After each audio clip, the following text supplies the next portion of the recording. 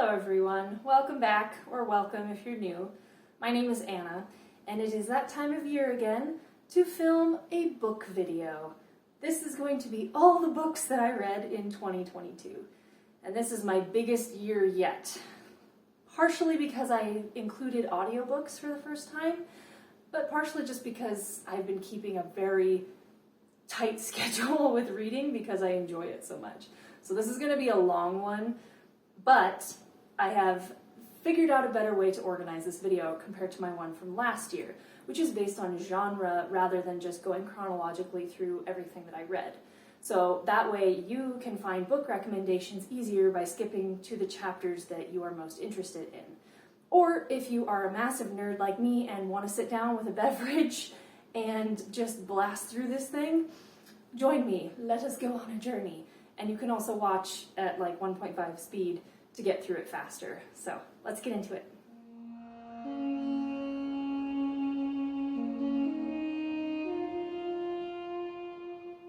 Alright, I have all of my tools here that I need to keep track of everything, since we're doing it by genre instead of, when I read it necessarily.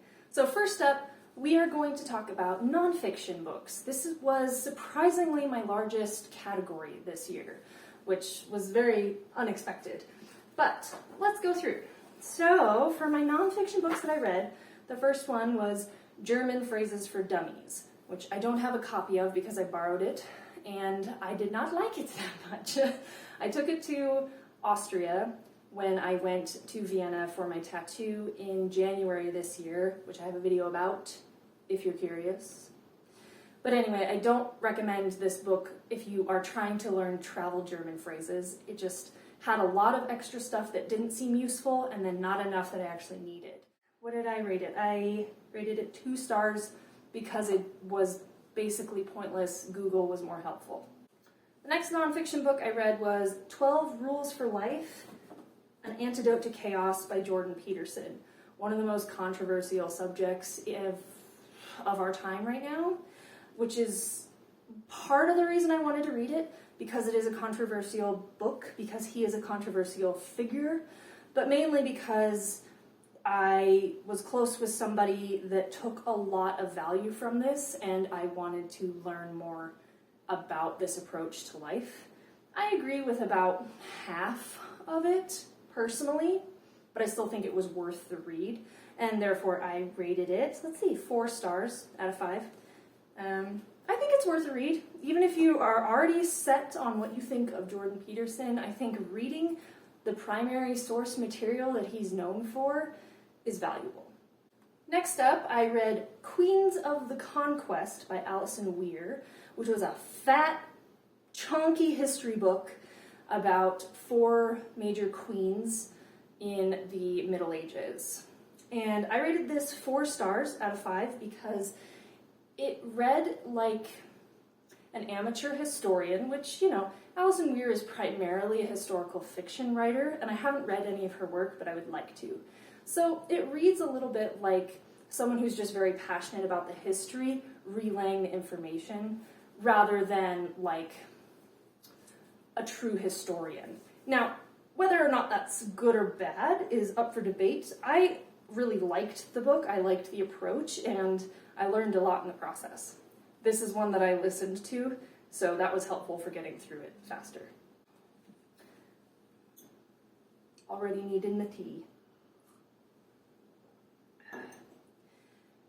Next up, I read The Little Book of Scandi Living, which is excerpts from a larger work by Bronte Aurel.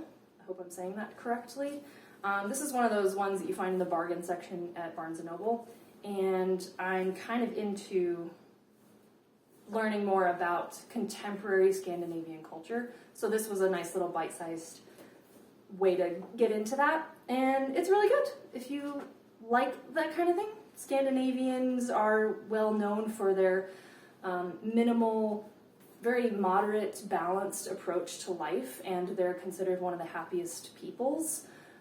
So I think that's interesting, and I wanted to get more into it. So I think I'm gonna maybe try to pick up the larger work as well.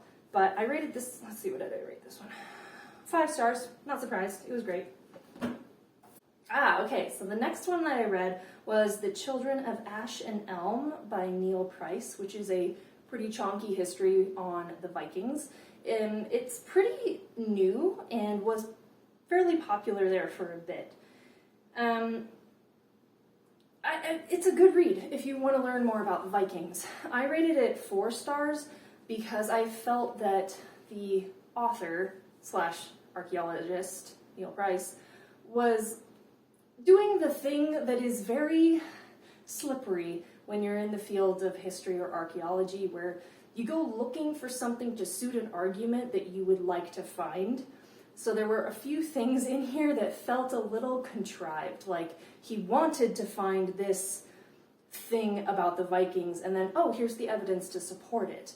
Not entirely, so I still think it's a reputable source, but I did kind of, a couple of times throughout the book. So grain of salt always, even with experts in the field.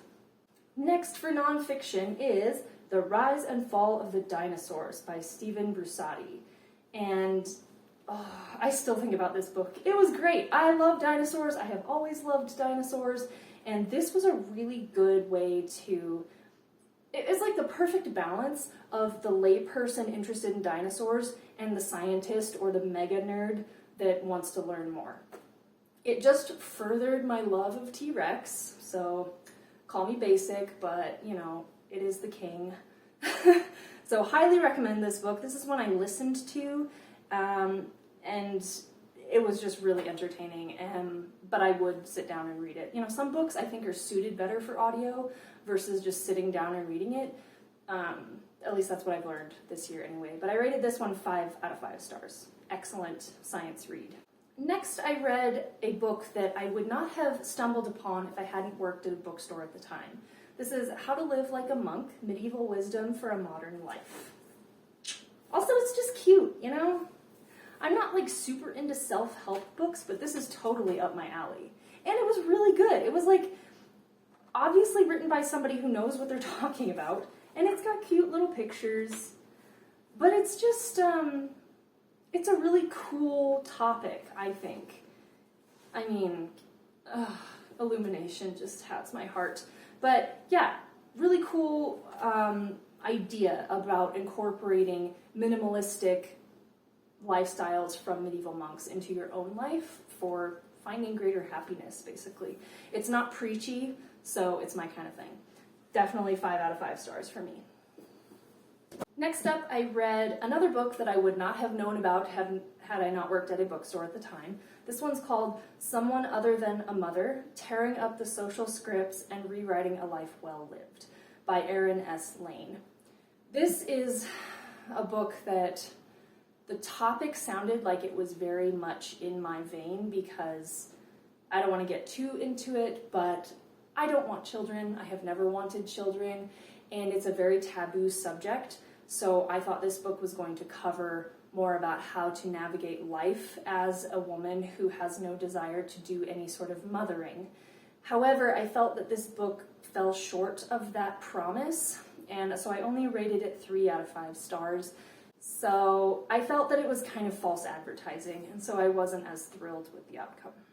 Next, I read another very controversial book, White Fragility by Robin DiAngelo.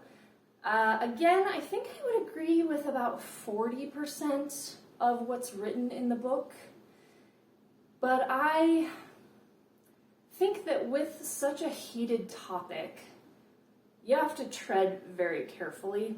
If you ever hope to create or inspire social change, being on a soapbox isn't the way to do it. So I found the book to be ineffective because I should be the target demographic. And yet I am left unconvinced and with a somewhat salty taste in my mouth. Mainly because, regardless of what you think of the current social and cultural climate that we are in right now, I don't like hypocrites. And it seemed like Miss DiAngelo is a bit of a hypocrite because she is capitalizing on this idea that she promotes. Because if you think about it, if there weren't this type of systemic racism in the world, she would be out of a job. And I have some qualms with that. I think it's worth a read, regardless of what you think. I am very much interested in reading opinions that differ from my own, because I always find that my mind is opened a little bit more in some regard. So, as you can see already, I have read kind of both ends of the spectrum because I consider myself to be a very level-headed, moderate individual. I don't subscribe to cults. So I did not like this book that much not because of the message necessarily, but because the delivery and the hypocrisy from the author. So 2 out of 5 stars. Next, I listened to an audiobook that I debated whether or not it's actually a book. It's more of a series of lectures, but it was in the library's Libby account, so I just decided to include it in this. It's about medieval mysteries, the history behind the myths of the Middle Ages. So it's by Thomas Madden, he's the lecturer, and he goes through a few myths like chastity belts and things like that, and goes through the history behind the myth itself, which I thought was really interesting. I gave it 3 out of 5 stars though, because I felt like it was a little long-winded for the casual listener and not in-depth enough for the absolute nerd like myself. Next, I read The Little Book of Japanese Living by Yutaka Yazawa, and that's another one that it looks almost the same as the Scandi Living book because it was kind of cashing in on the same idea, using excerpts from a larger work. And it was good. I didn't love it quite as much because it felt like too much like it was trying to copy the Scandi Living one, and it was kind of not working as well. I still thought it was really cool though. I gave it to my brother, so I don't have my copy anymore. But I liked it, 4 out of 5 stars. Next up, I read a book that I've been wanting to read for months, and it's called Fox and I by Catherine Raven. And it's about a wildlife biologist and her personal relationship with a wild red fox on her property. It was really interesting, but I felt like it was a little more memoir-ish than I felt like it should have been for what I expected going in. What I expected was a detailed description of, oh, she meets the fox and this is their interactions and all this stuff, but instead it went on all these different tangents that I just felt were a little irrelevant to the topic. Not irrelevant to the author, but just not what I hoped for when I picked it up. So I rated it 3 out of 5 stars. I still think it's interesting, but it just didn't deliver what I hoped. Next, I listened to This Is Your Mind on Plants by Michael Pollan.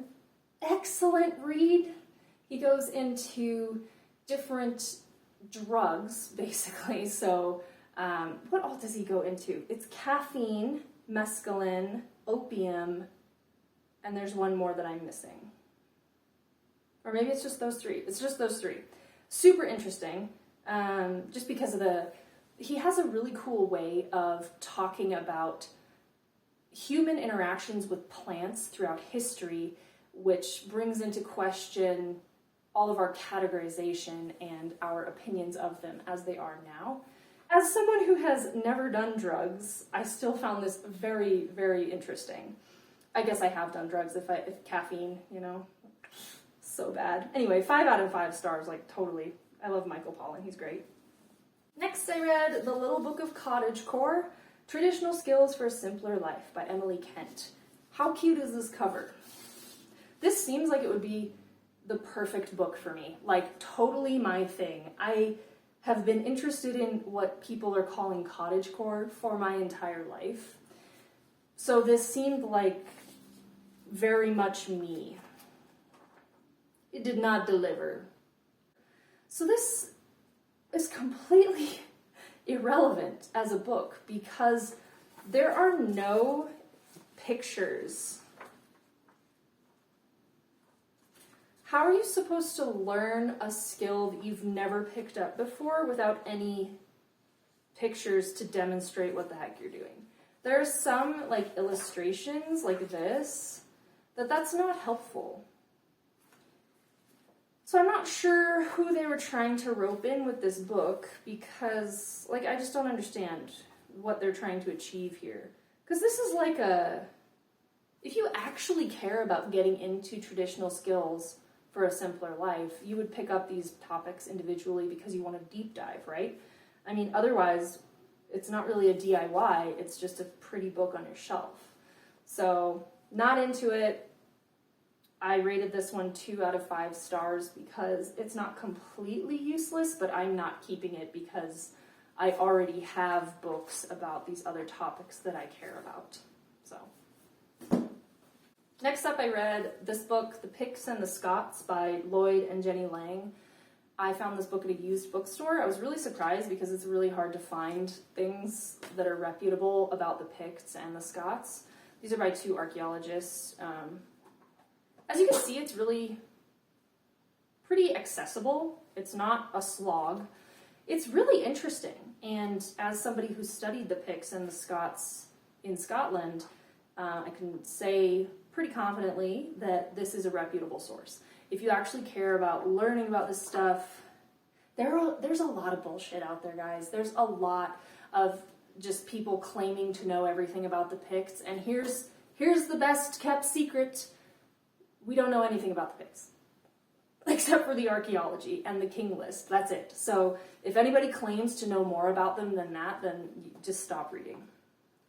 So, super interesting book.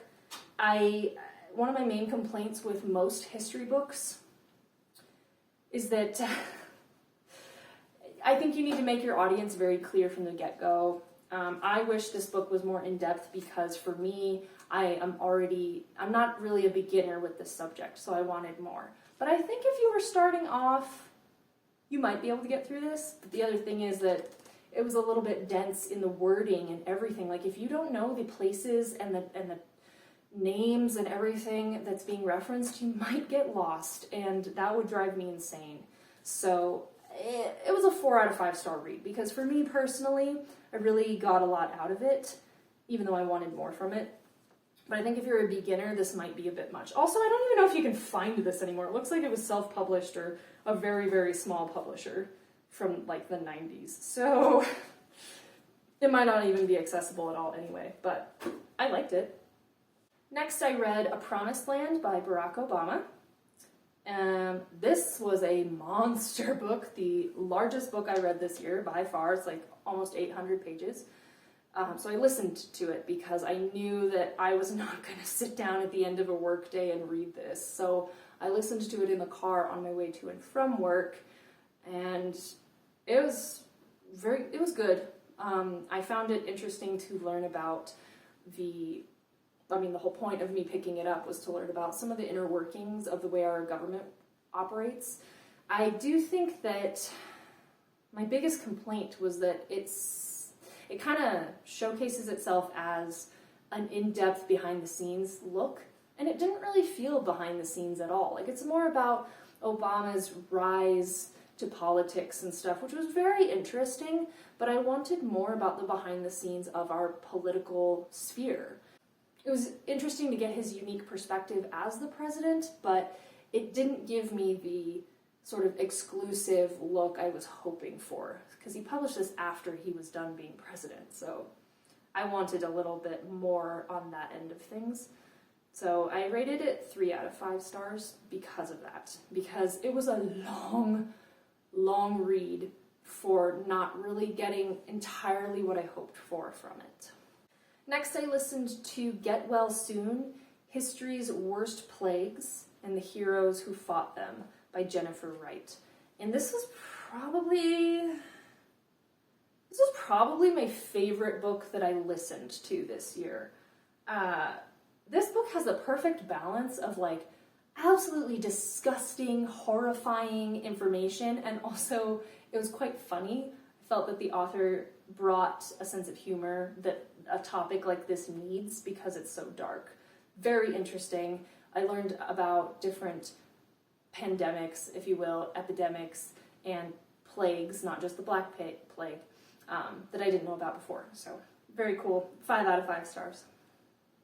Next, I listened to Death in the City of Light, the serial killer of Nazi-occupied Paris. It was really interesting. I mean, I had never heard of this case before. Oh, the author is David King, by the way. Sorry, David. But yeah, it was a really good true crime read. I haven't really read any true crime, even though I really like watching true crime shows, because I'm basic. But yeah, I thought it was great. I rated it 4 out of 5 stars. The reason I took a star off is because when we got to the actual trial, it felt like, yes, the trial itself was very chaotic, but the reading of it didn't need to be chaotic, and it kind of was. So I felt that that was a little bit like messy at the end. Everything else was super interesting though, and I do recommend it if you like true crime. And then the last one that I'm currently listening to for all of my nonfiction reads this year is How the Irish Saved Civilization. And I don't know. It depends on, if it gets better, I'll probably rate it 4 out of 5 stars, maybe. But right now it's sitting at a 3 because the first 30% has been all about Rome, and I'm bored of Rome. I know that we need some context for comparison, but also the rise of the Irish kind of blossomed after the fall of Rome, I would say, maybe a little earlier. So I get it, we need some context there, but I felt 30% of the book is about Rome and Roman philosophy. Man, that's not why I picked that up. I want to read about the Irish. I gotta hear about my people. Anyway, so we'll see how that goes. But right now it's sitting pretty solidly at a 3 out of 5 stars. So that's all of my nonfiction. The next categories are a lot shorter, but maybe more fun? We'll see. Now we come to my miscellaneous category, which I know is kind of a non-genre, but there were just a few books that I read that didn't quite fit into the other categories I had. So the first one was Snug, a collection of comics about dating your best friend by Katana Chetwynd. Hope I'm saying that correctly. It was a cute, quick read, little comics about living together and, as the title says, dating your best friend. I gave it 4 out of 5 stars because although it was cute, it was, for me, a little hard to relate to just because the characters in the comics are very kind of lazy. And I'm an introverted kind of homebody as well, but I also like doing things, creating things, being active, going outside. I love nature, that kind of stuff, and I value that in a relationship. So a lot of the stuff I've just felt like oppressively slothful almost, which just kind of took a star off for me because I was like, alright, yeah, it's cute, but not really for me.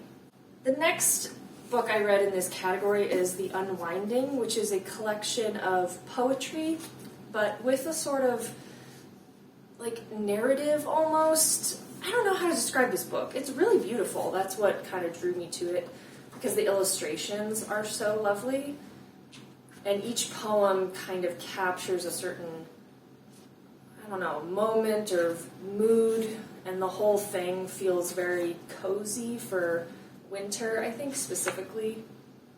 It's really beautiful, and I'll probably read this again this winter at some point, maybe early next year.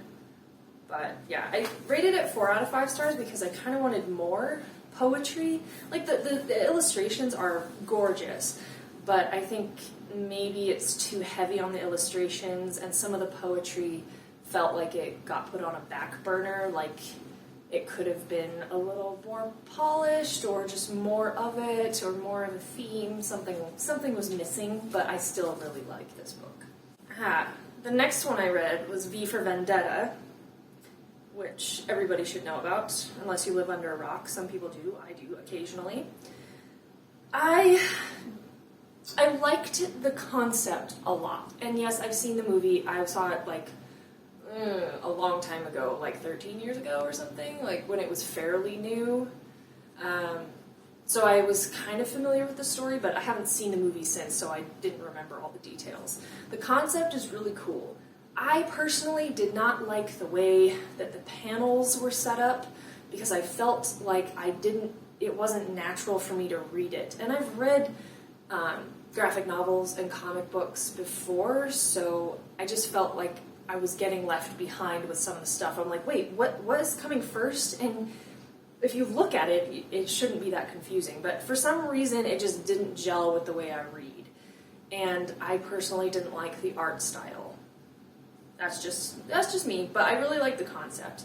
But because of the difficulty of reading it, and I found the art to be sorry, but kind of ugly, I rated it 3 out of 5 stars. The next one I read is Creepy Cat Volume 1. This is a manga comic, I guess. It's cute. It was a quick read. I think anybody who likes cats or has cats would find it funny. It's a little goth girl, you know? Like, I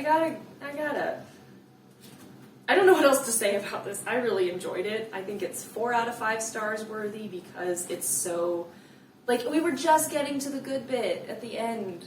Like, there's a bit of a plot woven through, but I thought it could be longer. I would love if this was like 2 or 3 times the size. So that's the reason I took a star off. But really fun read, and I know there are other volumes, or at least it's implied by volume 1. So we'll see. I'll keep an eye out. The next one I read in this category is called Fangs by Sarah Anderson. And it is a kind of similar to Snug, except for way more my speed, because it's about a vampire girl dating a werewolf boy. And it's a little comic, and it's so cute. This one, I'm like, I can relate to this one a bit more because I feel very much like, this is me. Yeah, I thoroughly enjoyed this one. Also, it's just really pretty. I love the cloth-bound hardcovers. That's my favorite kind of hardcovers. Red and black, I'm all for it. Like, it's beautiful, it's cute, and it was a really fun read. So 5 out of 5 stars for that one. And then the last one I finished, I've been reading The Country Diary of an Edwardian Lady by Edith Holden for this whole year. So what this is, I mean, as it says, a country diary, or as Americans would call a diary, but it's really a journal, like a nature journal, because in England, a diary is like your schedule. It's not like what you write your thoughts, whatever. So it's beautifully illustrated with nature paintings and poetry, and she goes through each month and describes, you know, like January 1st, the weather was like this, I saw these birds, you know, whatever. And so it's all about the animals, the wildlife, really, and nature that she experiences throughout the year. And so what I did is I read the January portion in January, and then I set it down. And then when February came, in March and April, and that's how I read it this year. So I just finished this book today, which is, at the time of filming, it's December 23rd. And I just love this book and this style, I guess, of being so inspired by nature and just grounded by it. It just made me feel comfortable and like happy, and kind of takes me to a simpler, I won't say time as in time in history, but like a time in one's life, which I aspire to. I want to live in the country like this. So absolutely recommend this book if any of what I just described sounds like your kind of thing. I struggle with this term cottagecore, but this is the most cottagecore book probably ever. So 5 out of 5 stars, absolutely wonderful read. The next genre I have for you all is my fairy tales and folk tales genre. I read so many books in that realm that I had to just create a little section for it. I got my tea. Okay, the first collection of fairy tales that I read is called Nordic Tales. I'm going to read a lot in this collection by Chronicle Books, that's the publisher, and mainly because they're so pretty.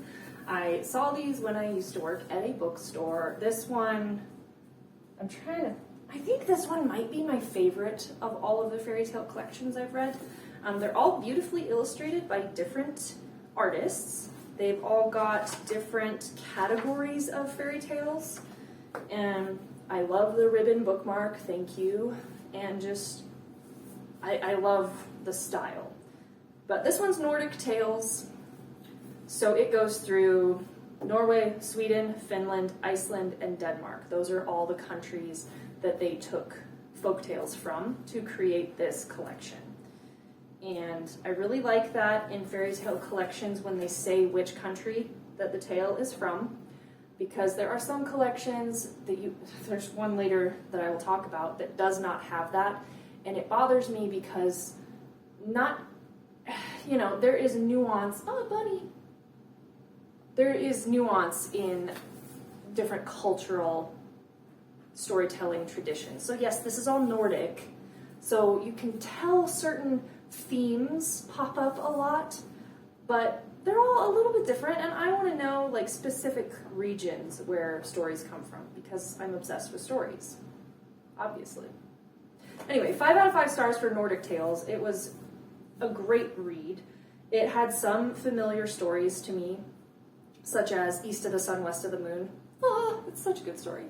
But then most of them I was not familiar with, and I love that because I feel like so many times, maybe it's because of Disney, but with fairy tales, the big ones, like especially ones that are attributed to the Grimm brothers, but they weren't the original. I mean, if you can even say any fairy tale is original, there were first writings of those works that are not the Grimm brothers, such as Red Riding Hood. But yeah, so the big ones, but I love reading fairy tales that I have never heard of before. The next fairy tale collection I read, same Chronicle Books publisher, Celtic Tales. So this one goes through Ireland, Scotland, Brittany, and Wales. And if you're not familiar, Brittany is a region of France, because fun fact, the people that settled in Brittany were Celtic peoples, which is why the language in Brittany, Breton, is completely different from French, because it's not a Romance language, it is a Celtic language. Little fun history fact there. So I really appreciate that they included Brittany in this collection, because it's Celtic tales, not really based on region, but based on language, and because language is so important in storytelling traditions, that's how I assume anyway, that's how they created this collection. Different illustrator, still very beautiful and stylized, and has sections, what I find really interesting is there is a fairy tale in here called Asipattel and the Mester Stoorworm, and Asipattel is Askeladdin from Nordic fairy tales, or Ashlad, or Cinderlad. He has a lot of names. And I think it's so cool because that one is from Scotland, the Asipattel and the Mester Stoorworm. It's from Scotland, but it's got to be from northern Scotland, like Shetland area maybe, because that area changed hands between Norway and Scotland like many times over the course of history. So I just think it's so cool when you can like connect dots like that, see different figures appear across multiple language storytelling traditions. So, but Celtic Tales was an excellent read as well. I don't think only the Asipattel story was familiar to me only because of him. So everything else was new to me, and I love that, like I said, so this one was a 5-star read as well. The next fairy tale collection is called Celtic Fairy Tales, collected by Joseph Jacobs. Now, this is an older book, if you can tell. I found this, I think it was a used copy at a bookstore.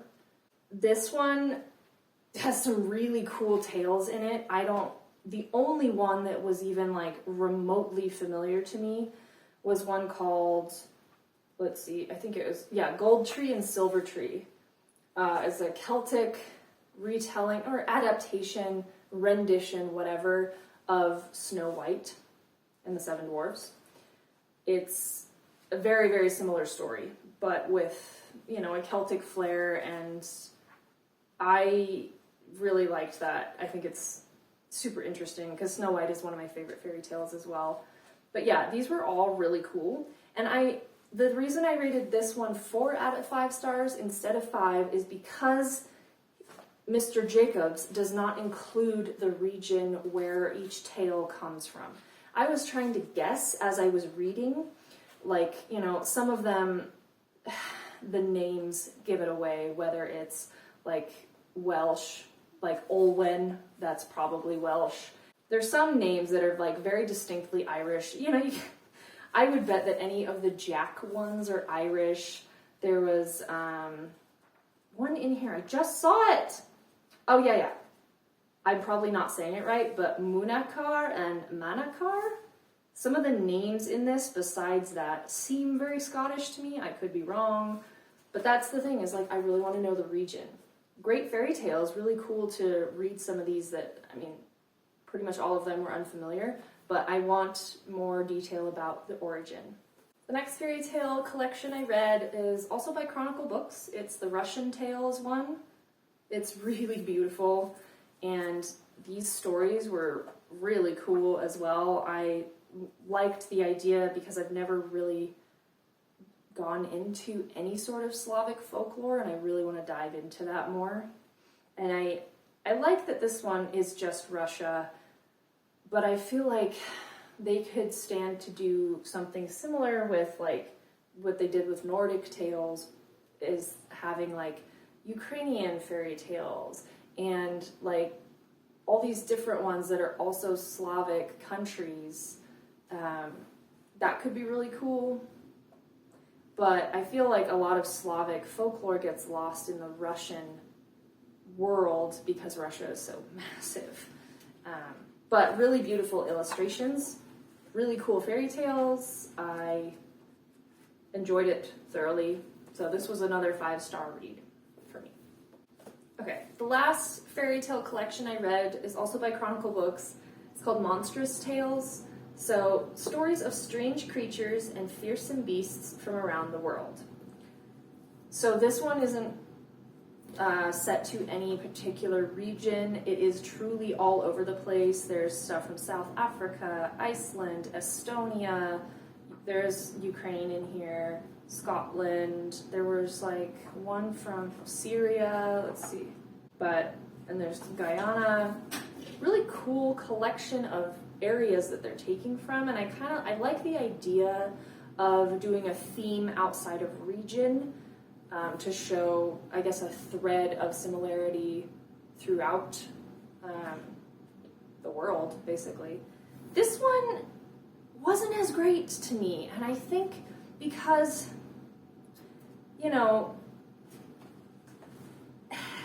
that theme kind of only works so much.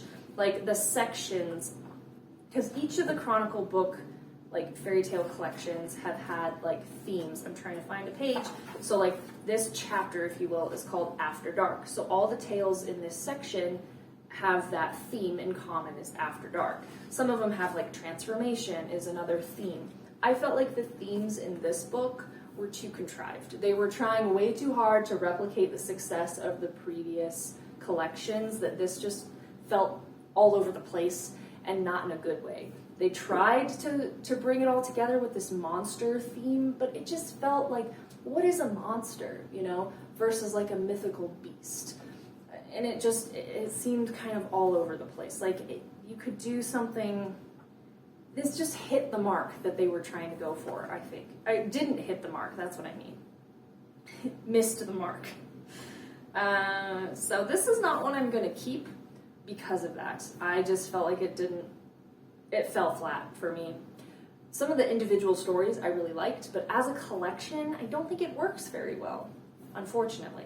So that was a 3 out of 5-star read for me. The next genre I have are children's books. So I decided to put on a dress that I would have loved as a kid because it's very fairy-esque. So I read a surprising number of kids' books this year, from picture books to like young readers, just because they're still books, and there's some really great stories, and some of them were nostalgic for me and some of them were brand new. So let's get into them. The first children's book that I read this year was a picture book, Red Riding Hood, but by Beatrix Potter. And it is such a beautiful illustrated book. I do want to buy a copy for myself at some point. I just don't have one now. It has a twist at the end that is drawn from a much earlier version of the fairy tale than is commonly in circulation. So the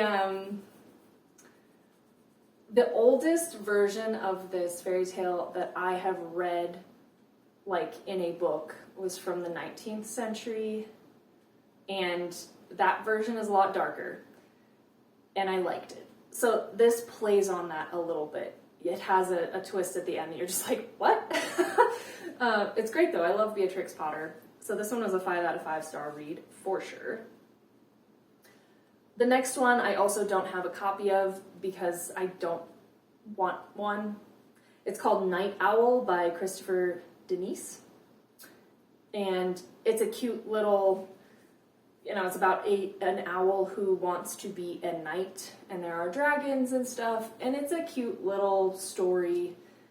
But I took this book maybe too seriously. I rated it 4 out of 5 stars. I'm getting Goodreads up now so I can get my review.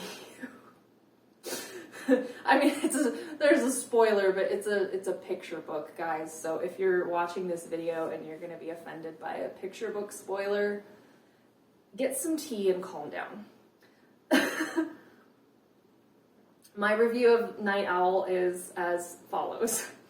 4 out of 5 stars because the owl made the same mistake that the Anglo-Saxons made with the Danish Vikings.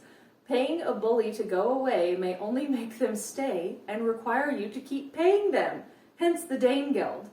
In this case, it's dragons and pizza. Tisk, tisk, owl. Like I said, taking this book too seriously. But that's exactly what happened in history, and I will not condone such a thing. If you don't want the Vikings to just decide to stay, then don't pay them. Just don't... Whoa, hello, fireplace. Anyway, yeah, it's a good read. It's cute, but I'm like, mistakes were made.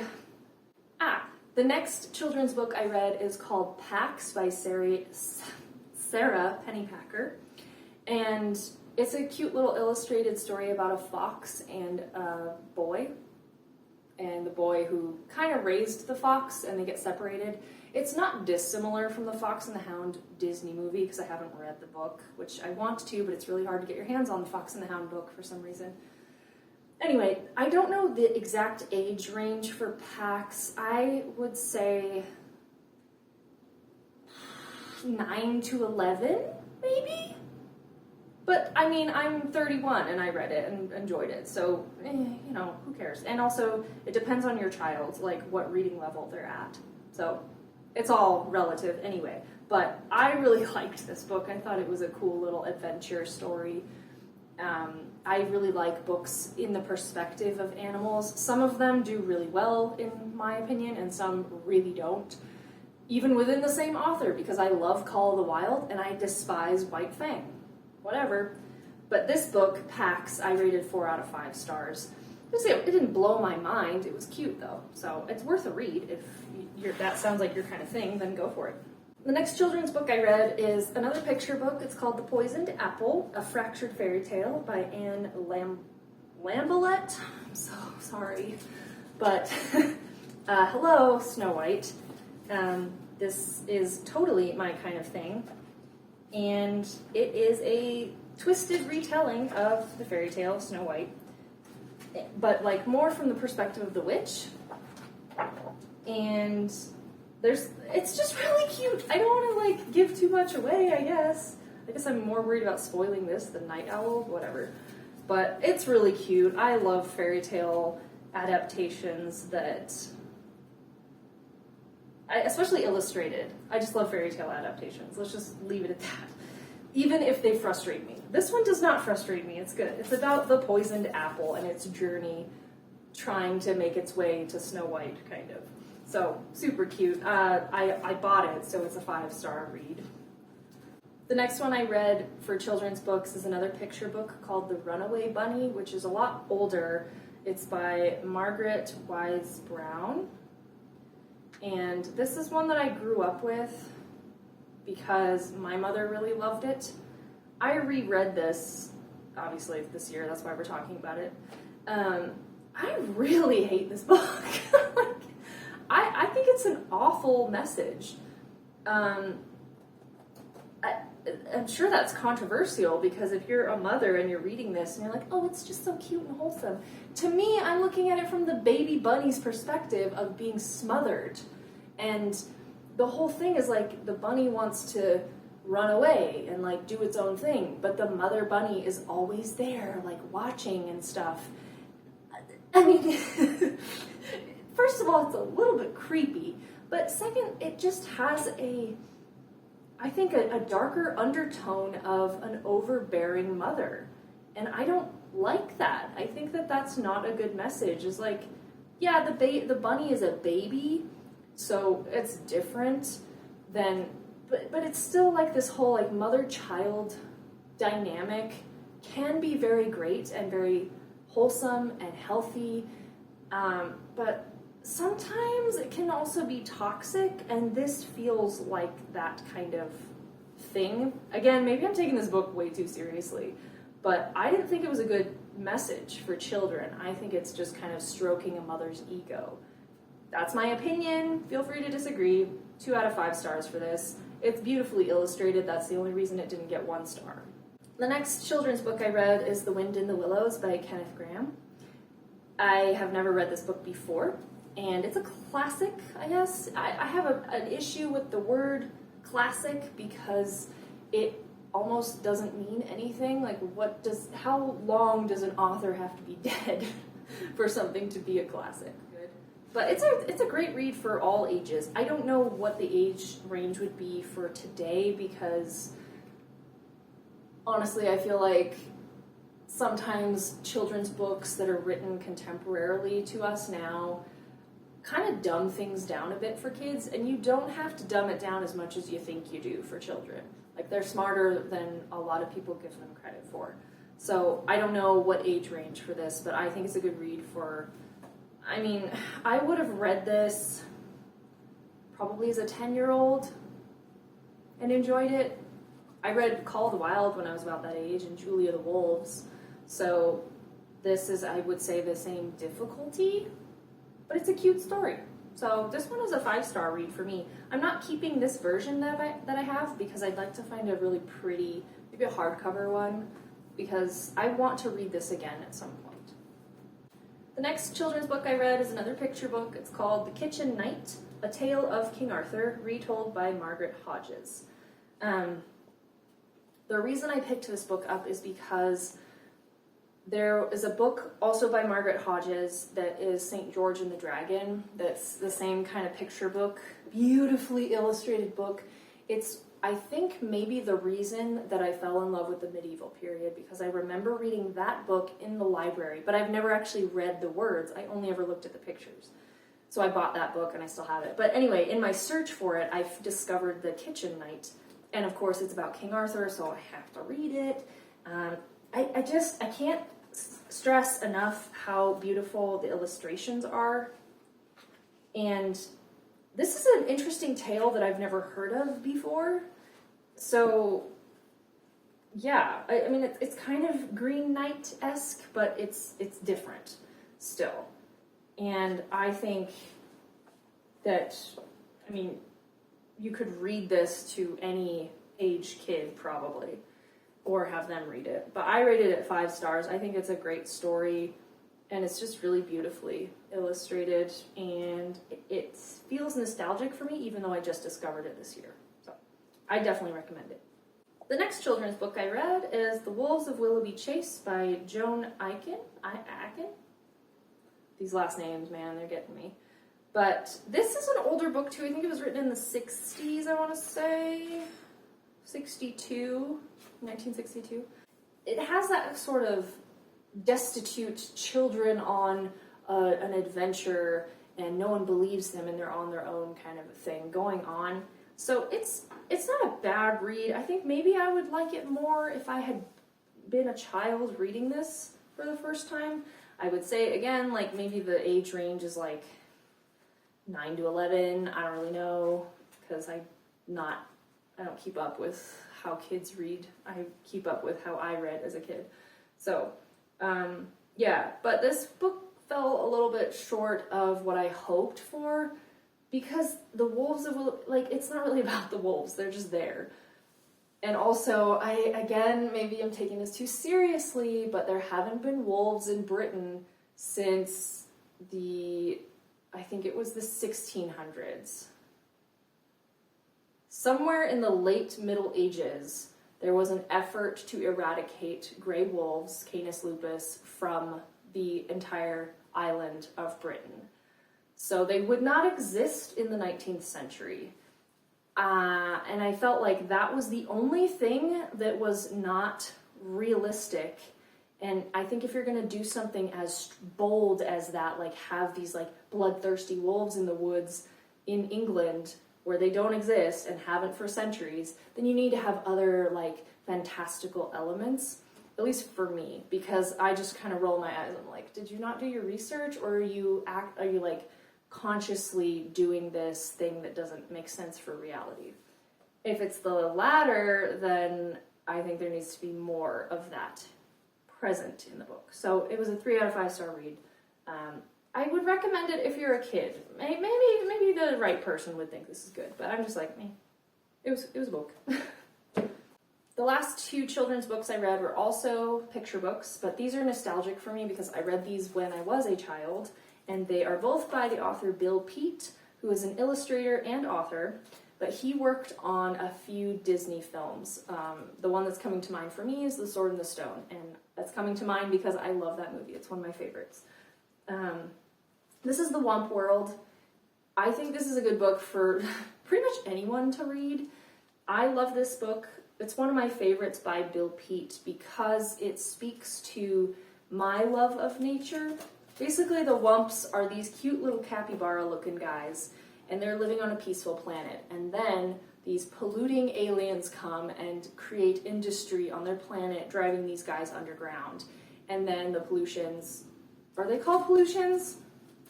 They pollute the planet too much for even themselves, and they have to leave. And then the Wumps come up from their hiding place and discover a patch of grass, so all is not lost, and it's implied that, the Earth will just keep on doing its thing, and the Wumps are going to be fine. It's really a cute story, but it also has a good message about nature versus, in the Industrial Revolution, which is a questionable decision in history. This is obviously a 5 out of 5 star read for me. This is, I think, an old library copy, and I want to get my hands on pretty much all of his books. There were a few that are not nostalgic for me that I didn't read as a kid, but all the ones that I read, I want to get my hands on. Which leads me to the last kids' book I read this year, also by Bill Peet, Merle the High-Flying Squirrel. The one thing, maybe not the one thing, but one of the big things that anybody who knows me knows about me is that I'm kind of obsessed with squirrels. So obviously, Merle the High-Flying Squirrel is a joy to read. It is about a squirrel who lives in the city and wants to go find the West, to find the nature where it's quiet and, fresh air and stuff. You sense a theme here? I'm into it. I love nature more than the city. So, super cute book. Also a 5 star read. I love Bill Peet. If you haven't read his stuff, get your hands on it. The illustrations are just adorable, and the stories are really good. Now we come to the next genre, which I'm just calling fiction as a blanket kind of catch-all. Fiction is like a loose term here, but it's kind of a general descriptor. So let's just get going. You'll see what I mean. The first one that I read this year was The Memory Police, which is one I was hoping to finish last year and I didn't. Yoko Ogawa is the author, and it's a kind of 1984, it's not anything related to that except for it's the similar idea of like an oppressive government. It doesn't have any particular place. It's implied, I think, that it's China, but we don't know for sure. And I like that it's mysterious because the point is that it could happen anywhere. It was a good read. I guess it's fiction. It does have a little teeny sprinkle of like a science fiction sort of thing going on, but it's good. I don't know what else to say. It was a 4 out of 5 star read. I felt that it didn't grip me the way that I want to have most books do. So that's the reason I took a star off. It took me a while to get through it because I was just like only mildly interested. Even though there are plenty of books like this where I'm glad I read it because I was exposed to something new, but I wasn't like super into it at the time. I was kind of lukewarm about it. I still am, but it was worth a read. But if you like 1984 or any kind of cynical fiction, like George Saunders, I think that you would like The Memory Police. The next book I read was recommended to me by a coworker that I had at the bookstore, City of Thieves by David Benioff. And this book, it's a close tie between this book and another book that I'll get into later for the best book I read this year. I have a hard time deciding, but I think this is the best book that I've ever read in my life, which I don't state lightly. You wouldn't think, it's about World War II. It's a World War II novel, which, I'm interested in World War II, but I'm not, obsessed with it the way a lot of people are, and I kind of feel like fiction and film and everything has kind of beaten this war to death, but this is a slightly different perspective. It's set in Leningrad, and it reads like a true story. And this book made me feel pretty much the entire spectrum of human emotion, which has never happened to me before. So I highly recommend this book for pretty much anyone. You don't even have to be interested in historical fiction or military fiction or anything like that. It's just like a really good book. And I think that if you are someone, maybe you want to get into reading, but you don't know where to start because the world of books is vast, and you don't want to pick up a big old chonker just to be like, oh God, what have I done? I don't like reading. This book is a great one to get into for that, I think, because it's bite-sized. It reads really well. It just flows nicely, so it doesn't feel like a slog. Some books do. This one does not feel that way. It goes quickly, and I was just really surprised at how much I love this book. And it's just one that I've been recommending to a lot of people, especially people that don't read very much. I'm like, read this book. If you don't want to commit to too many books like I do, read this book. It's phenomenal. Obviously a 5-star read. I think the best book of this year, but definitely the best book I've ever read in my life, if that makes sense. So. The next book in this category is called The Echo Wife by Sarah Gailey. At the bookstore I worked at, it was shelved in science fiction. I don't think it should go there. I think it should go in thriller because, yes, it's about cloning, which is science, but the tone of the book is a thriller, especially the last bit. It doesn't read like a sci-fi book. It reads like a not really a murder mystery. It reads like a thriller. There's a lot of action going on at the end, and I was like, what the heck am I reading at the end there? It was an interesting concept. I like the idea that she was going for, but I didn't like the execution. I felt like it was it felt like she was going for a sci-fi book that ended up being mainly almost literary fiction, memoir of the main character with trauma in the past and stuff, and then switched to a thriller at the end. And I'm like, I don't know what's happening. So I gave it 3 out of 5 stars. I don't really know if I can recommend it because it felt kind of all over the place, and I don't know who the target audience is. I don't know why you, the watcher of this video, who may or may not be interested in this book, why would you go for this book? Is it because of the cloning? Because it only kind of touches on that. Is it because of the thriller aspect? Well, there's not really enough of it to be a true thriller. Is it because of the sad girl, like, main character who has trauma and isn't very nice? Yeah, there are better books out there for that if that's what you're into. So I don't know if I could recommend it, but every book is worth a read to me, I think, because I read so much. If you don't read that much, I wouldn't waste your time on a 3-star book, personally. Okay, the next books I read in the fiction category are technically cozy mystery. If you don't know what that is, it's like a murder mystery, but you don't have nightmares at the end of it. Okay, let me just get into it. These 3, I did not read them in immediately back to back, but they're all by Juno Black, which is a pseudonym for 2 authors that are writing these together. So the first one is Shady Hollow, the second one is Cold Clay, and the third one is Mirror Lake. And it's all set in the same town. The premise is it's a woodland village, basically, where all the townspeople are woodland animals. So like the detective, and she's not really a detective, she's a reporter for a newspaper, but she's very, detective-y, and she's a fox. Vera Vixen is her name. So it follows her story, and each book is a different, mystery for her to solve.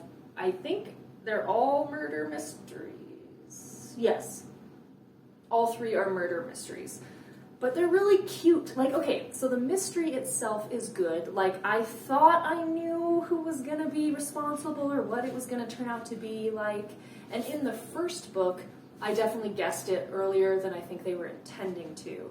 The others, actually the second one was similar. So, the mystery isn't oh my goodness, that went a completely different way than I was thinking. But that's where the cozy aspect of the mystery comes in. It's not really about the mystery, it's about the mood. To me, these are great, I don't know, people think of cozy reads as only, cold weather, winter and autumn is when you read cozy stuff, you can only be cozy in those times. I highly disagree, because I think Cold Clay, I guess that's more of an autumnal one, but I think you can read these in summer too, and there's a coziness in summer. So these were all 4 out of 5 stars for me. I really like them. I want to read more of these because they're fun. I don't expect them to blow my mind. That's the other thing, is you have to go into books with certain expectations, and if those expectations are met, then I'm happy. So these met my expectations. Really enjoyed them, and I recommend them if that sounds fun to you. And speaking of coziness in summer and spring, the next book I read was Midnight at the Blackbird Cafe by Heather Weber. I don't have my copy because I gave it to somebody else. And it's I would describe it as a southern cozy fiction. Because there's this particular subgenre of fiction that is southern. And it's southern cozy. It's a small town values. There's almost a little bit of witchy stuff going on. Think Practical Magic or Garden Spells by Sarah Addison Allen.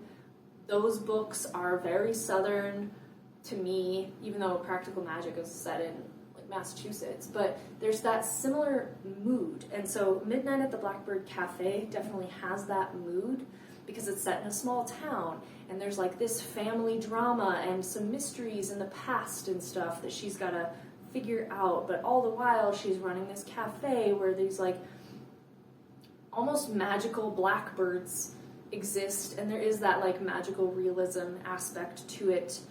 So it's a cozy summer read, I think.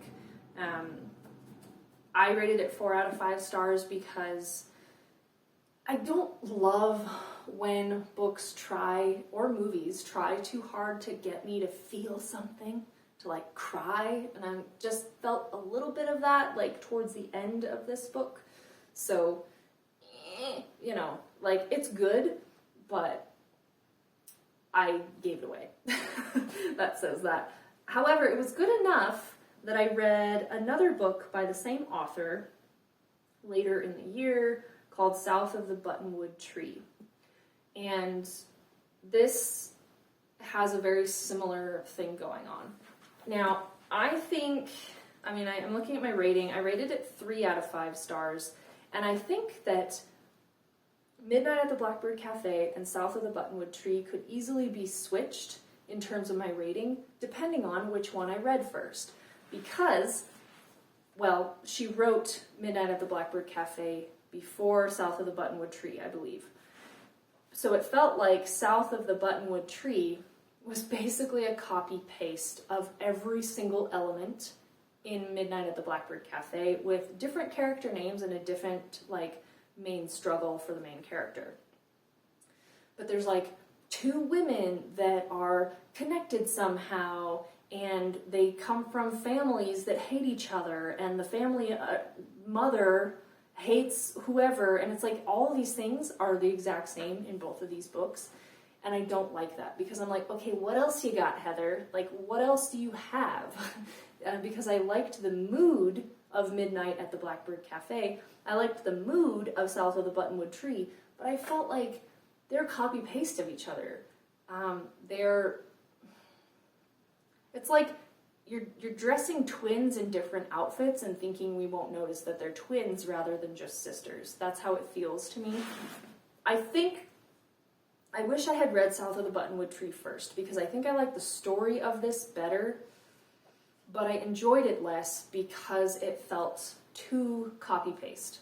So take that recommendation as you will, grain of salt, of course. If you like that predictable thing, then read both. I don't know. She's got other books too, but I won't read any more of hers because I don't want another, oh, okay, yep, all right, we got this going. Every element was the same. So, The next fiction book I read is called Bird Cottage by Eva Mayer. And this is an interesting book because it kind of looks like it would be a book for people who like to watch birds. It is about, how do we even describe this book?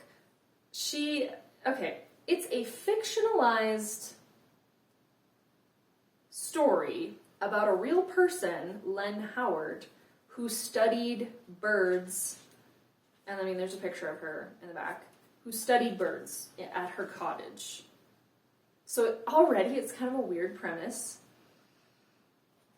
And I expected something totally different from this book. I think if you knew who Len Howard was going into it, you might enjoy this book a lot more. I also think that if you are a bird watcher, this is a great fiction book for you. Otherwise, I don't know, guys. I don't know. I think I rated this 3 out of 5 stars. No, I rated it 4. Okay, so because there were elements in here that, the relationships between Len and the people in her life, and it did cover, most of her life, and I thought it was done in a very beautiful way, but I was like, what is the focal point? I think that was my biggest issue, was is it the woman, or is it the birds? Is it the relationship with the birds? Because I'm like, why are we going into all of her history before she even got into her main thing about the birds? It just felt a little bit strange to me. But like I said, I think there are certain people that would really like this book. I'm just not really one of them. Again, I felt kind of meh about it, so I'm not going to keep this book for that reason. This category, my fiction category, is a collection of ghost stories. It's called The Haunting Season. This book I am not done with. I have 2 more stories to get through before I'm done. So we're at December 23rd, and so I have plenty of time to finish this. It's no problem.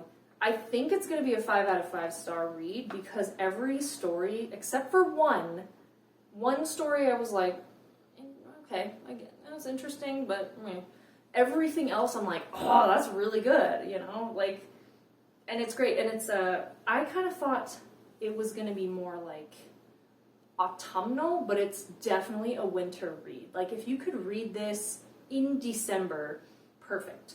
Because a lot of the stories take place in December, like in winter, but like specifically around Christmas time. So if you could read this in December, that would be ideal.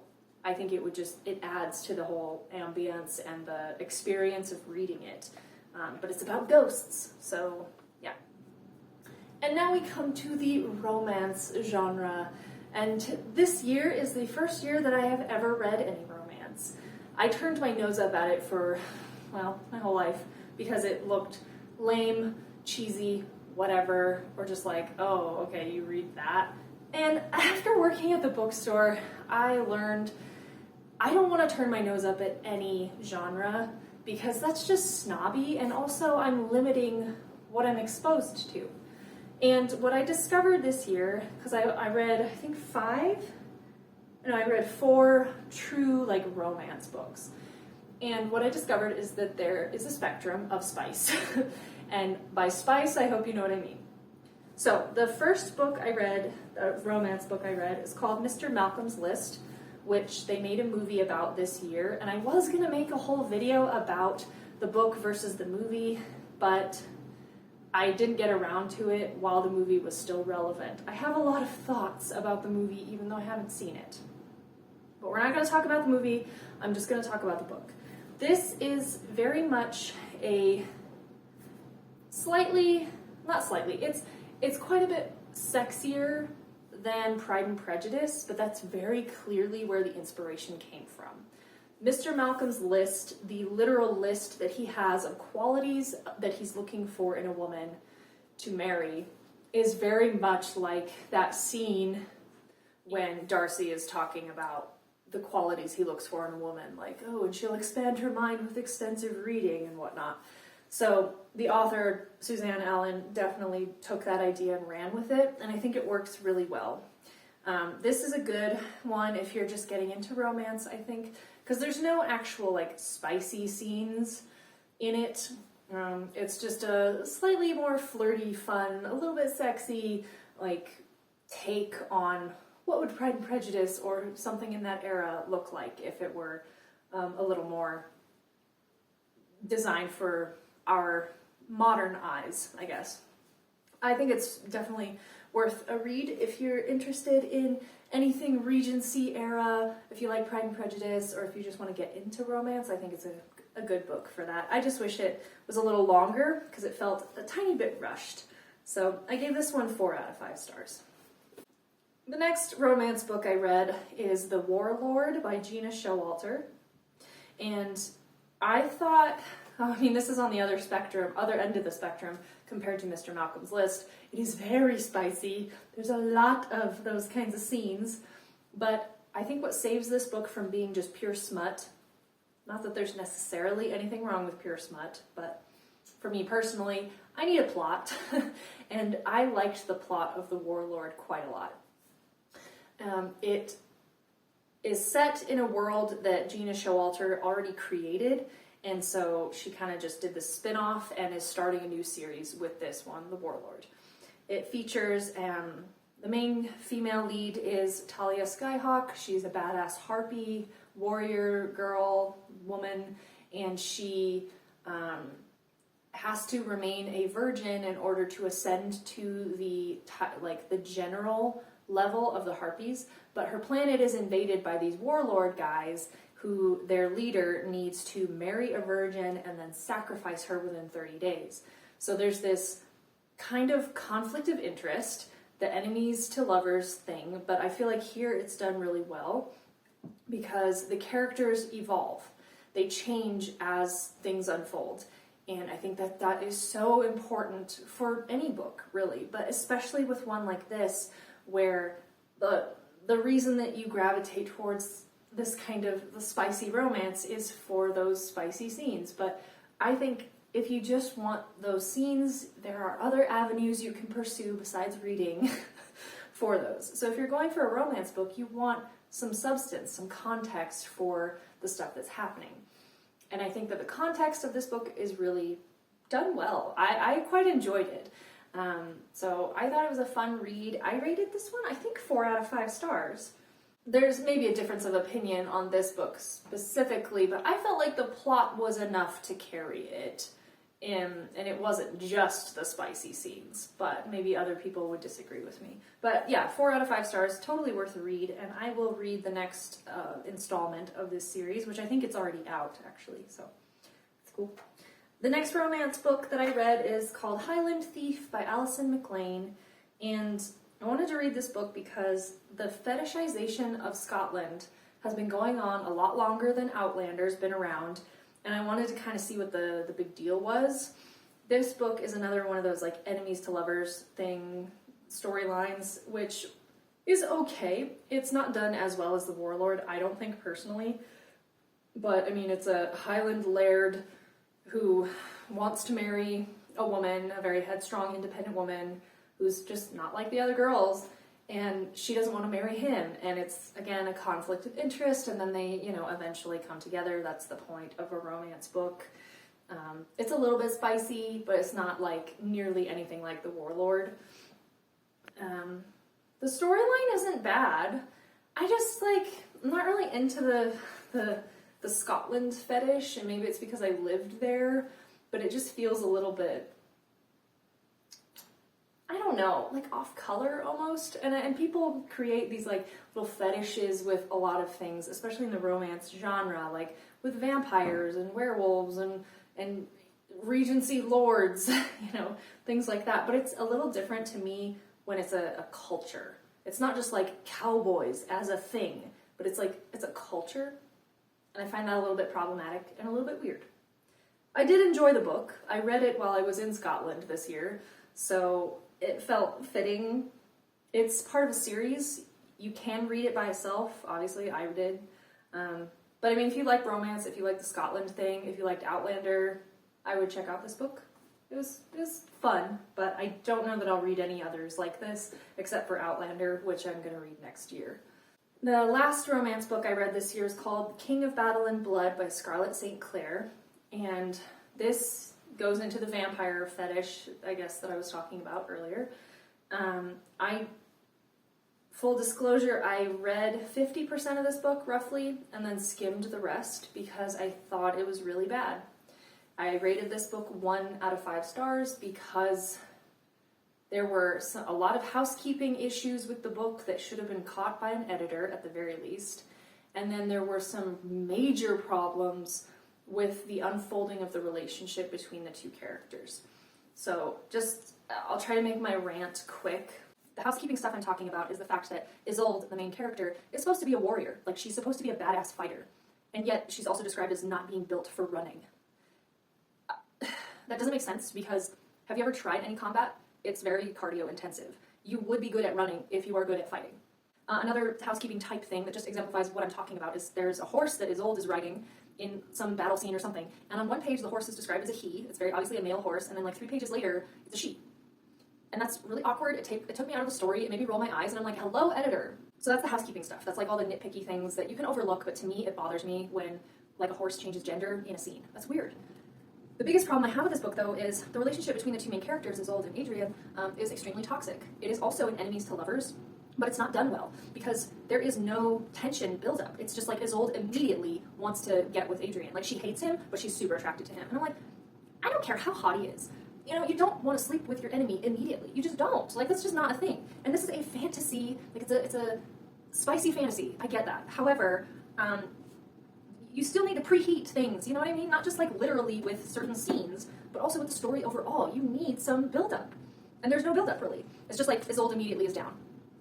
And then their first scene together, intimate scene together, like spiciness on their wedding night, it is very much bordering on a violation. I don't want to say the word because I don't want to get flagged by YouTube even though I'm not monetized, but I think you know what I mean. It doesn't feel consensual, and it feels very much like Adrian is violating Isolde, but no, it's okay, guys, because she likes it. Remember, she's like super into him. She really thinks he's hot. Like, she is so ready to go. I'm like, it doesn't excuse the fact that it's like hateful. Everything about their encounters is hateful. So that's not sexy. That's not fun to read. It's not. There's no like banter, like fun and flirty banter. The whole thing is toxic and hateful, and that doesn't do it for me. I don't know about you guys. I mean, if that kind of scene happened later on after the characters were more comfortable with each other and there was more build up and like maybe they started to soften towards one another, then fine, that totally makes sense. But for the first night and the first scene like that, oh god, no. That is not the way to do it. It was violent and not, like I said, it read like a violation, and I'm not into it. So 1 star, this was the worst book I read this year, and I'm sorry to the people who recommended it to me because they thought I was going to like it, and I really, really didn't. I love vampires, I'm getting into the spicy stuff, I like fantasy, I like medieval things. It seems like it should be for me, you know, this seems like my kind of book, and it really missed the mark, like really. Alright, we have come to the final genre that I read this year, which is fantasy. I saved, I guess, my favorite for last. The first fantasy book that I read was called Honeycomb. And this was a really interesting fantasy book. I guess I should tell you the author, except I forgot it. I don't know how I forgot it. Joan M. Harris, the same author of Chocolat. So, Honeycomb. Really, really cool, most unique fantasy book I think I've ever read. So it's like it's staged as a series of fairy tales with an overarching theme that focus on this main character, the Lacewing King. And he's a little bit of a petulant brat at first, and then, you know, he evolves and stuff, but it's a very interesting, epic story set, like, in the real world, but also in the land of the Fae, and there's a lot of different kingdoms and a lot of different types of fairies and stuff, and it's really interesting. I want to reread it because my first round through, it was so not at all what I was expecting, and I still think about it, so I think I want to read it again. The next fantasy book that I read is Nettle and Bone by T. Kingfisher. I got this as an advanced reader copy through my job, and man, it had such promise. It, like, the little blurb was like, this isn't the story where the princess marries the prince. This is the story where she kills him. And I was like, oh, interesting. Okay, let's try this. And what I really like about this book is that the main character is 30 years old. I am so tired of main characters that are like 19. I'm really bored of that. I think it's really a cool idea to have a 30-year-old main character because what I've discovered anyway in my own life, by the time you reach 30, you're really comfortable with yourself. Even if you're open to evolving as a human being, which I hope everybody is. But at 30, you're like pretty solid. Like, you're comfortable in your own skin, hopefully. You're not still like trying to figure out like who I am. You know, you kind of know who you are. And so I like that idea. This book really fell short for me. It's a hero's journey. There is a quest and trials that she has to go through, but it just read as though the character was meant to be 30, but was actually like 17 mentally. Because the way that the character behaves and speaks does not feel mature and confident at all. And I also felt like the main reason why the main character went on this journey is to stop some horrible things from happening to her sister, but during the meat of the story, we kind of like, the main character just sort of forgets. It seems like her sister's trials take a back burner to her own personal quest. So the catalyst for the action is then rendered unimportant, and then we finally come back to it, and it is not resolved in the way that it has built up to be resolved. And I don't know what else to say without spoiling things, so I won't. Now, what did I even rate it? I rated it 3 out of 5 stars. I thought the concept was great, but yeah, I'm sad about that book. It makes me sad. So, moving on, the next fantasy book I read was Stardust by Neil Gaiman. I have never read any Neil Gaiman before this year. This was my first book. This is one I listened to, and maybe I shouldn't have, because the way that Neil Gaiman reads, at least this book, was very self-congratulatory, and I don't think it deserves that. this is like one of the most underbaked fantasy books I've ever read. It just felt rushed, and there was this whole huge world building and then no like exploration of that world. I mean, that's part of the reason people read fantasy, is because they want to be immersed in a world that is not ours. And there wasn't enough of that. And none of the characters were likable. So I'm just like, who is this for? Is this for young adults? And if so, I don't know. There's like a scene in the beginning that is a little bit spicy, and I'm like, if this is for teenagers, that is written a bit weird for teenagers. And if it's written for adults, the whole book just seems very... I don't know who the audience is for Stardust. I think that's my biggest problem with it. I rated it 2 stars because I don't understand who it's for. So I'm going to try Neil Gaiman again, but I'm not going to listen to him read his own books because he's very, and the trees were alive with the leaves glistening in the, he reads like that. And I'm like, dude, get off your high horse. I don't understand the obsession with his work. I will try again, but I was unimpressed for my first impression.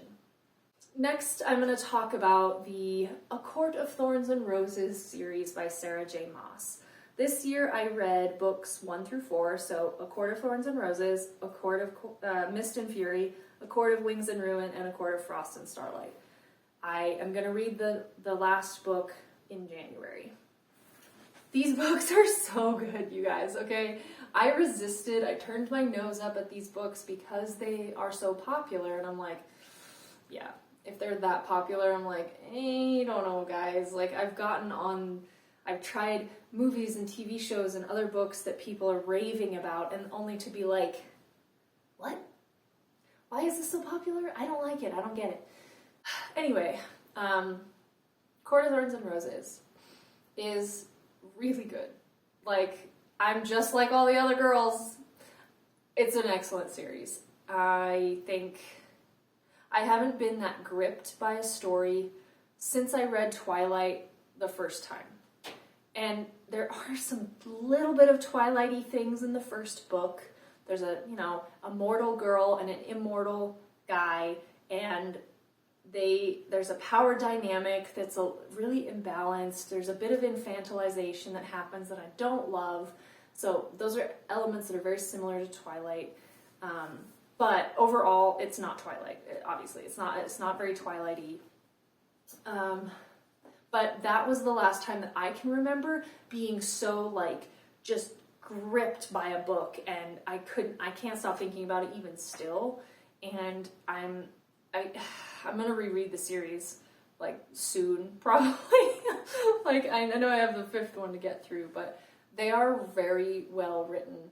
This is what I've always wanted out of fantasy, because it represents everything: friendship, love, romance, love lost, humor, violence, spiciness. It's got everything that the real world has, and the world building that Sarah J. Maas has done is it's so good.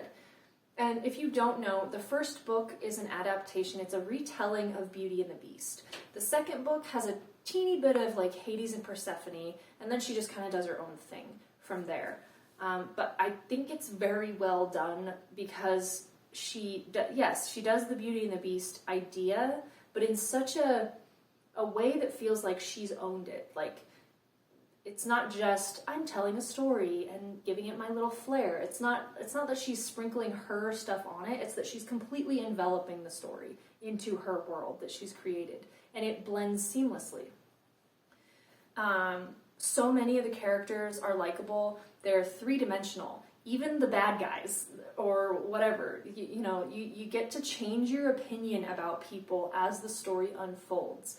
And that is just good character building, because people are 3-dimensional. Even people that do bad things, or whatever. And it's so well done. And I love these books so much. So, I think of the ones I've read, Mist and Fury is my favorite so far, but Wings and Ruin is up there too. But the whole series is just so good. So it kind of tied with City of Thieves, but I think ultimately I have to give City of Thieves its due spotlight for the best book I read this year over these ones, just because it's not just A Court of Thorns and Roses, the first one. Like, that's great, but the story as it unfolds throughout all the books is what really gives it the power and what has captivated me as a reader so much. So, as a single book, City of Thieves. But as a series, this one. Oh my gosh. And I'm just so excited to read the 5th book because I'm hooked now. I'm hooked. And I'm probably going to read her other series as well. So now we come to everything I have read. The one I'm working on now is The Child Thief by Brom. This was his first novel, and you can tell.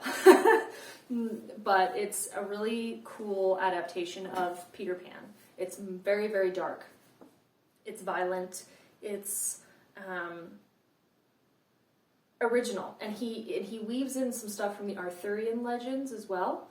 And I think if you like Peter Pan, or you like any sort of retellings of stories, or you like darker fantasy, check this one out. I'm not quite done with it. I will finish it probably this week, in the next few days. I think it will probably end up being a 3 out of 5 star read. A star off for some of the mechanics, the housekeeping, just as like it's a first novel kind of thing. And then a star off because I don't, there are some elements that I think need a little more depth, and others that just felt like distracting from the main plot, the main whole Peter Pan thing. So I really like it. We'll see how it ends. Maybe I'll bump it up to a 4 out of 5 star read. But I'm glad that I didn't read this one first for Brom. I read his most recent one, Slewfoot, A Tale of Bewitchery, last year. And that's a 5 star read for sure. So I can definitely tell from reading his first novel to his most recent one, he has grown so much as a writer. And I love to see that. So you have to keep that in mind when you're reading this. That it's a first novel, so it's going to have some, he info dumps a lot, so that can get a little bit like boring, like big old chunks of descriptions. I'm like, okay, let's get to the action, because he's really good at writing action. So I like this book. It's sitting at a 3. It might move to a 4. The last book that I'm hoping to finish this year, but realistically, I probably won't finish it until next year. I have started it, but it is Krampus the Yule Lord by Brom also. And I wanted to read this book last year and I didn't get to it. It has to be read around Christmas time because it's about Krampus. And if you don't know who Krampus is, he is in the Santa Claus realm in the Alpine region. It's part of their Germanic folklore. From the brief little reading I did about him, he and Santa used to go house to house together, and Santa would reward the good children with presents and stuff, and Krampus would punish the bad children. And the most common theme is that he kidnaps them, basically. He takes them away, the bad kids. So this is a retelling of that folktale, which I am not very familiar with. So yeah, and so far it's interesting, but I'm barely into it. I hope I can finish it this year, but I might not be able to. So if I finish Krampus this year, I'll be sitting at 64 books. If I don't, it'll be 63. Well, folks, we are at the end of the video, finally. It's a long one, because I read a lot of books this year, a lot more than last year, so... And it's hard for me to shut up and not rant and not wander in thought about each book, because obviously if you got to this point, or if you know anything about me, you know I love books, so I tend to chat a lot about them. But if you made it to this point in the video, then thank you so much for watching and watch me ramble about books. And I hope you found some cool recommendations depending on what you're into. And I'd love to hear thoughts in the comments, whether you've read some of these books, or if you haven't, or if you want other recommendations, whatever. Feel free. And yeah, I don't know what else to say. City of Thieves, excellent book. highly recommend.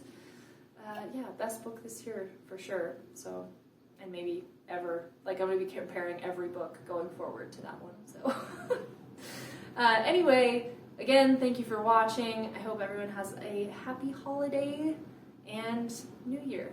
So, until next time.